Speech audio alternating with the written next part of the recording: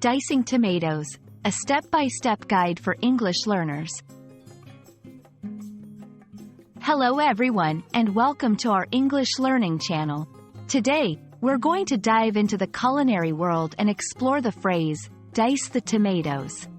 This is a common expression used in cooking and recipes. But what does it actually mean? Let's find out together. Dice the tomatoes might sound like a game-related term at first, but it's actually a cooking instruction. To dice means to cut food into small, square pieces. It's a basic culinary skill that's used in many recipes. When we say, dice the tomatoes, we're talking about cutting tomatoes into these small, uniform cubes. You might wonder why we use the word dice instead of just saying cut. The term dice is more specific.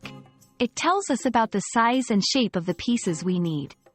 In cooking, the size of your ingredients can affect the cooking time and the flavor of the dish. Dicing ensures that the tomatoes will cook evenly and blend well with other ingredients. Now, let's get into the actual process. Here's how you dice a tomato. 1. Wash the tomato thoroughly.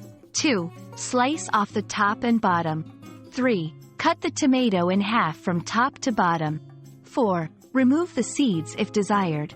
5. Lay the flat side down and make even vertical and horizontal cuts. 6. Result: you have diced tomatoes. When dicing tomatoes, there are a few common mistakes to watch out for. Not using a sharp knife. This can squish the tomato. Irregular sizes. Try to keep the pieces as uniform as possible. Rushing. Take your time to get neat, even cuts. We hope this video has helped you understand what dice the tomatoes means in the context of cooking. Remember, learning English isn't just about words and grammar. It's also about understanding these phrases in real-life contexts. Happy cooking and happy learning! If you found this video helpful, don't forget to like, share, and subscribe for more. See you in our next video.